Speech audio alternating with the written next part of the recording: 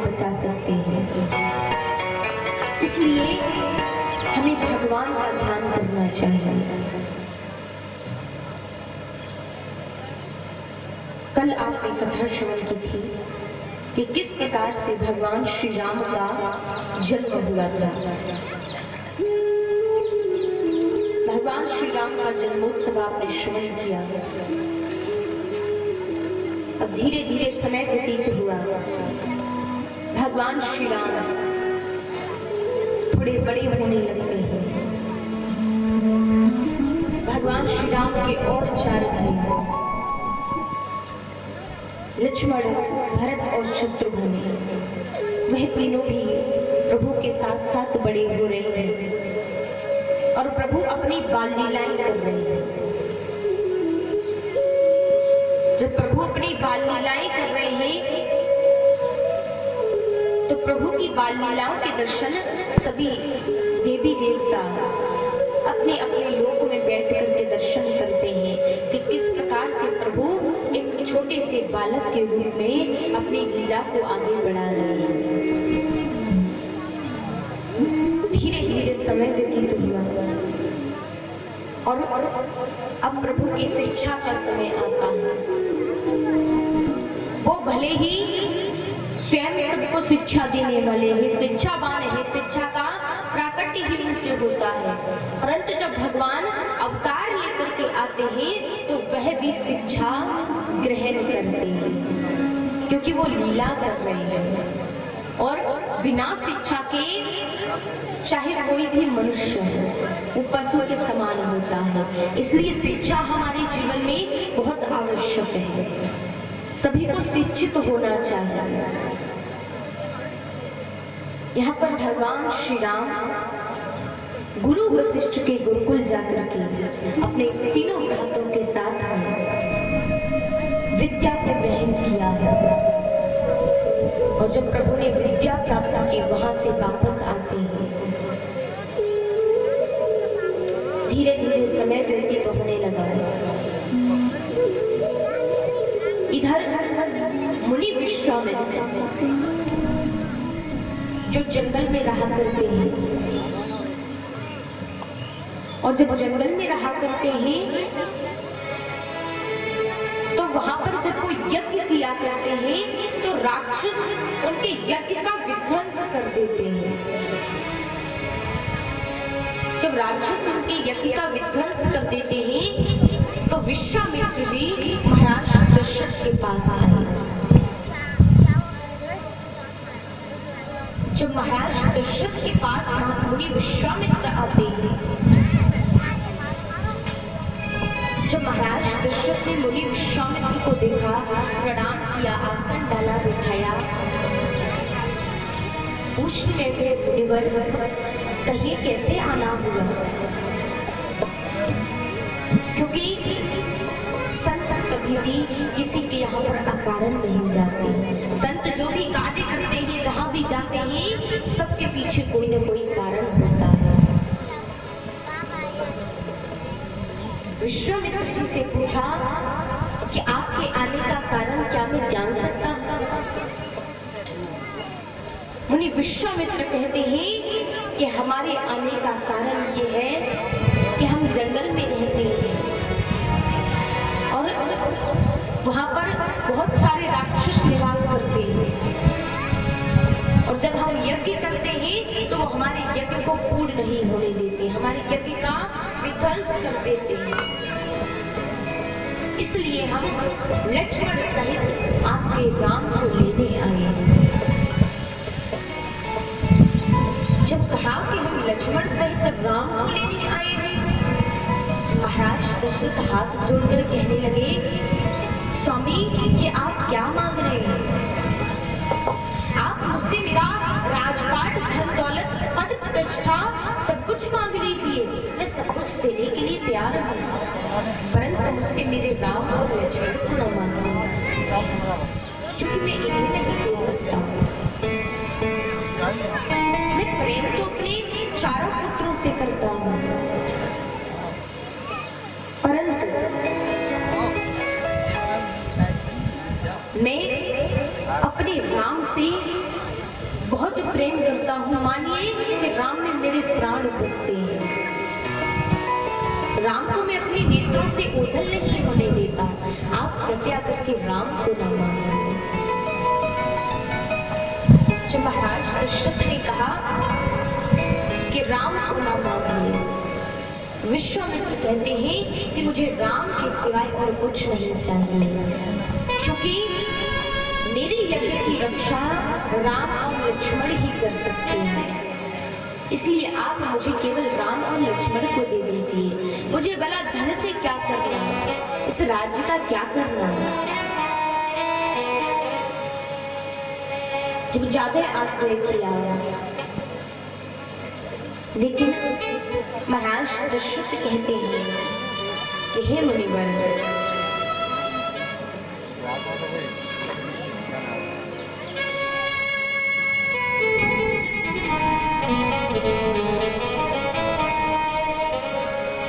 राम लक्ष्मण न मांगो मुनि जी, राम लक्ष्मण न मांगो मुनि जी, और ये देने के काबिल नहीं।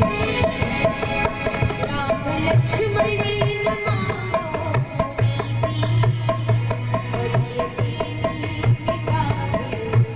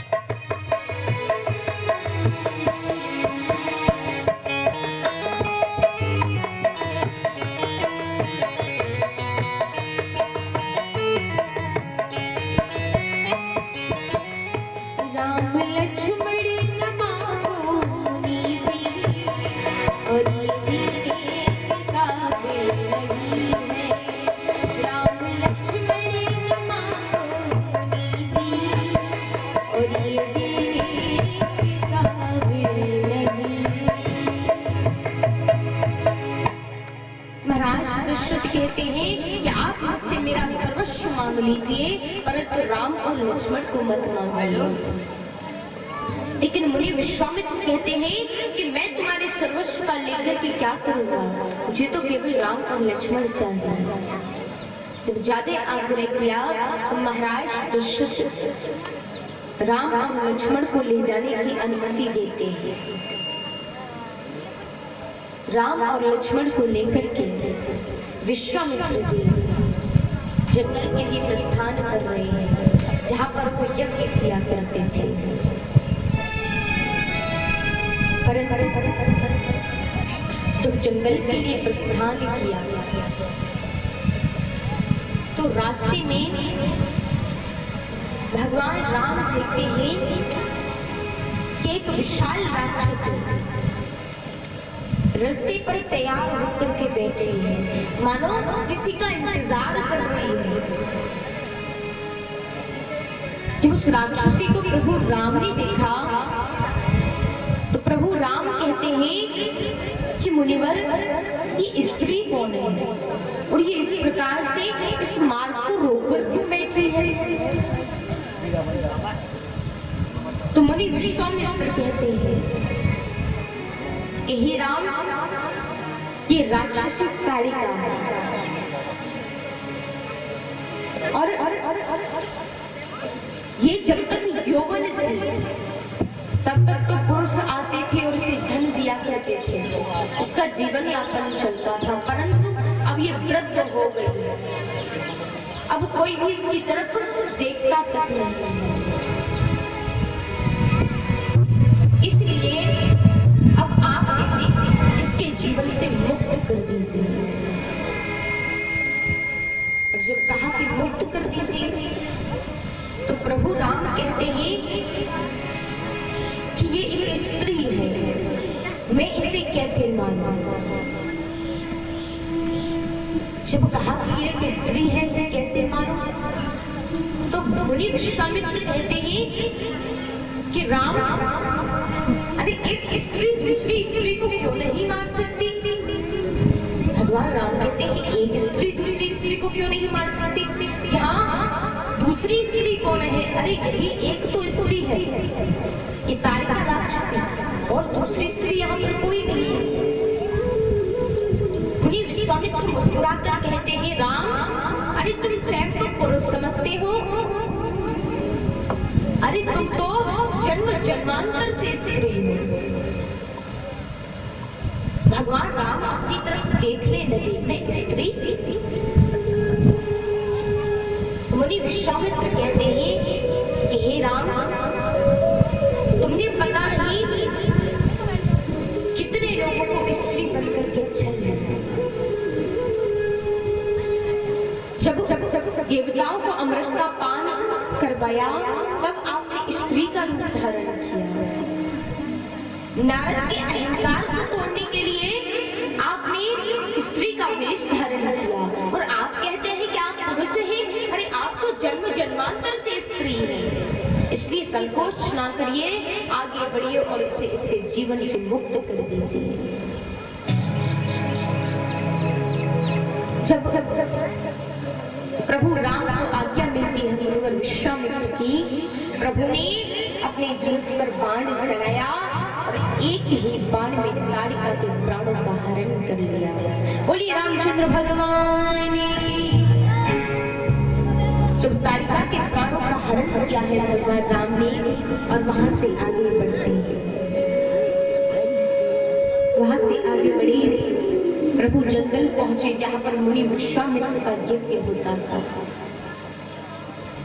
मुनि विश्वामित्र ने यज्ञ करना आरंभ किया और जब यज्ञ करना आरंभ किया है तो जो जंगल में निवास करने वाले राक्षस राक्षसियां थे वो सभी यज्ञ का विध्वंस करने के विचार करते हैं, यज्ञ को भंग करना चाहते हैं। यहाँ पर प्रभु राम उनके यज्ञ की रक्षा करते हैं। उन सभी राक्षसों से जब यज्ञ की रक्षा की है, यज्ञ पूर्ण हुआ है और जब यज्ञ पूर्ण करवाया है प्रभु ने, इधर महाराज विश्वामित्र के लिए एक निमंत्रण पत्रिका आती है। जब एक निमंत्रण पत्रिका आई, उस निमंत्रण पत्रिका को खोल करके जब विश्वामित्र जी ने देखा तो मुस्कुराने लगते हैं। जब मुस्कुराने लगे तो पास में भगवान राम खड़े थे। भगवान राम ने पूछा, अरे क्या हुआ मुनिवर, आप मुस्कुरा क्यों रहे हैं? तो विश्वामित्र जी कहते हैं कि मेरे लिए निमंत्रण आया है और हमें अतिशीघ्र यहाँ से वहां के लिए चलना होगा। भगवान राम पूछते हैं कहां से निमंत्रण आया है, किसका निमंत्रण आया है? तो भगवान राम को उत्तर देते हुए विश्वामित्र जी कहते हैं कि निमंत्रण मिथिला देश से आया है। मिथिला देश जहाँ के राजा है महाराज जनक और महाराज जनक की पुत्री है जानकी। जानकी का स्वयंवर होने वाला है।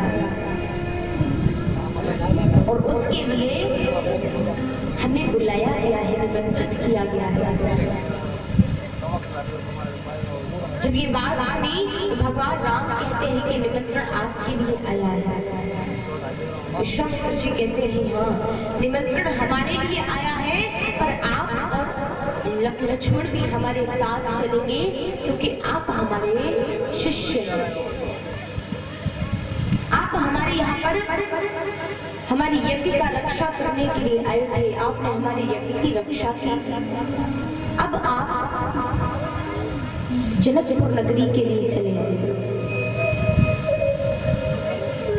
वहां से विश्वामित्र जी भगवान राम और लक्ष्मण को साथ में लेकर के जनकपुर नगरी के लिए चलते हैं।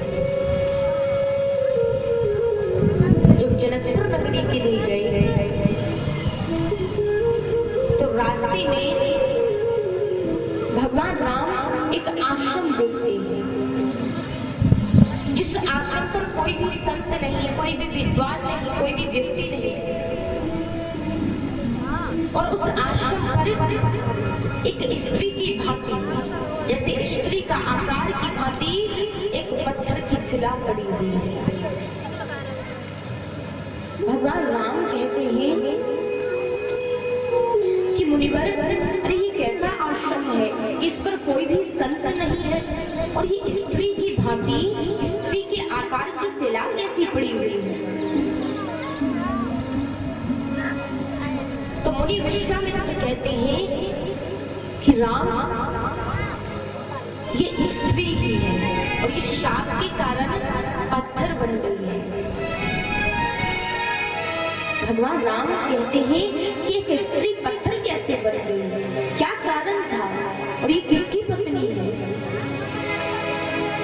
तो मुनि विश्वामित्र कहते हैं कि ये गौतम ऋषि की पत्नी है, जिसका नाम है अहिल्या, और ये अपने पति गौतम ऋषि के ही श्राप के कारण पत्थर बन गई है। क्योंकि एक बार इंद्र ने अहिल्या को देखा था और अहिल्या बहुत सुंदर थी। अहिल्या को देखकर के इंद्र मोहित हो गया। जब मोहित हो गया, अब अहिल्या पतिव्रती स्त्री थी, वो किसी पर पुरुष की तरफ अपनी नजरें उठाकर नहीं देखती थी, मात्र अपने पति को अपना सर्वस्व मानती थी। यहाँ पर इंद्र चंद्रमा के पास गया और चंद्रमा से जाकर कहा कि मामा, मुझे गौतम ऋषि की पत्नी अहिल्या, मैं उसे देख करके मोहित हो गया। और ऐसे तो वो नहीं मानेगी क्योंकि वो पतिव्रता स्त्री है, लेकिन मैं उसके साथ में छल करने की सोच रहा हूँ और उसमें आपको मेरी सहायता करनी है। चंद्रमा कहता है कैसी सहायता? तो इंद्र कहते हैं कि जो गौतम ऋषि है वो ब्रह्मा मुहूर्त में प्रतिदिन गंगा स्नान करने के लिए जाते हैं। तुम्हें मात्र इतना करना है कि ब्रह्मा मुहूर्त से पहले मध्य रात्रि के समय ही तुम मुर्गा बनकर के बांग लगा देना, और जैसे ही तुम मुर्गा बनकर के बांग लगाओगे, गौतम ऋषि को लगेगा कि ब्रह्मा मुहूर्त का समय हो गया। वो स्नान करने चले जाएंगे और इतने में मैं उनका वेश धारण करके उनकी पत्नी अहिल्या के साथ में छल कर दूंगा। चंद्रमा इंद्र की सहायता करने के लिए तैयार हो जाता है। दूसरी रात्रि को मध्य रात्रि के समय चंद्रमा ने मुर्गे का वेश धारण किया और बांग लगा दी। जब मध्य रात्रि के समय बांग लगाई है, इधर गौतम ऋषि को लगा कि ब्रह्मा मुहूर्त का समय हो गया, हमें उठकर के स्नान के लिए जाना चाहिए।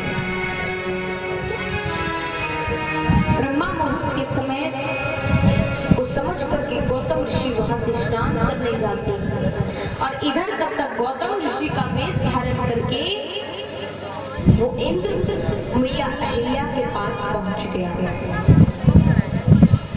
जब मैया अहिल्या के पास पहुंच गया, मैया अहिल्या इंद्र के छल को नहीं समझ पाई थी, उसने गौतम ऋषि का रूप धारण किया।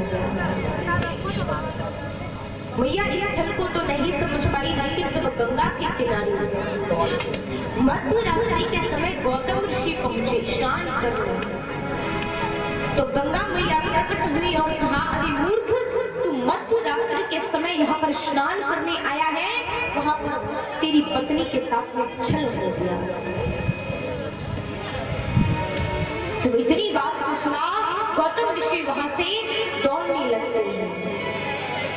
जब दौड़ करके आश्रम पर आए तो चंद्रमा तो यहाँ से भाग जाता है, लेकिन इंद्र अंदर आश्रम में था। गौतम ऋषि ने अंदर प्रवेश किया तो इंद्र को बैठा देखा। तो इंद्र को बैठा देखा है तब गौतम ऋषि को क्रोध आता है, और इधर इंद्र ने जैसे ही गौतम ऋषि को देखा वहां से भागने लगता है। लेकिन जब भागने लगता है तो वो तो वहां से भाग जाता है, लेकिन गौतम ऋषि अपनी पत्नी पर उस क्रोध को निकालते हैं, क्योंकि इंद्र से तो कुछ नहीं कह पाए। अपनी पत्नी से कहते हैं, अरे तू कैसी पतिव्रता स्त्री है, तुझे पता नहीं पड़ता कि वो तेरा पति है या किसी और का। तूने मेरे साथ छल किया है, मैं तुझे श्राप देता हूँ, तू जैसे पत्थर की भांति बैठी है वैसे ही पत्थर की हो जाए। श्राप के लगते ही मैया अहिल्या पत्थर की हो गई। इधर चंद्र ये सब कुछ देख रहा था। जब गौतम ऋषि की नजर चंद्रमा पर पड़ी तो चंद्रमा को अपनी भीगी साड़ी से पसीना लगाते हैं, और जब भीगी साड़ी को मारा तो उससे चंद्रमा पर दाग पड़ गए, जो दाग आज भी चंद्रमा पर दिखाई देते हैं। इस प्रकार से मैया अहिल्या को गौतम ऋषि का ही श्राप लगा था। मुनिवर विश्वामित्र कहते हैं कि राम, अब आप इसका उद्धार कीजिए। जब उद्धार करने के लिए कहा, प्रभु कहते हैं कि एक स्त्री पर मैं अपने चरणों की रज कैसे डालता था। जब कहा कि चरणों में एक स्त्री की रज कैसे डालूं, तो यहाँ पर भगवान ने अपना पैर जहां पर रखा था वहां से प्रभु ने अपना पैर हटाया, और जब पैर हटाया तभी पवन देव चलने लगे, और पवन देव से उड़ करके वो धूली अहिल्या के ऊपर गिर जाती है। अब देखिए यहाँ पर एक प्रश्न उठता है कि जब प्रभु ने पग हटाया तभी क्यों पवन देव चलने लगे? तो इसका कारण है कि रघुवंश के बस में है पवन देव। इसी कारण से पवन देव तभी चलते हैं जब रघुवंशी चाहा करते हैं। तो यहाँ पर जब वो धूली अहिल्या के ऊपर जाती है तो अहिल्या उस पत्थर से पुनः स्त्री बन जाती है, और जब पुनः अहिल्या स्त्री बनी है प्रभु को प्रणाम किया और वहां से चली जाती है। यहाँ से प्रभु आगे बढ़ते हैं। जो प्रभु यहाँ से आगे बढ़े हैं, जनकपुर नगरी के लिए जा रहे हैं। तो जब जनकपुर नगरी के लिए जा रहे थे तो जनकपुर नगरी से थोड़ा सा दूरी पर एक माँ गिरजा का मंदिर था, और वहीं पर महाराज जनक का एक बाग था।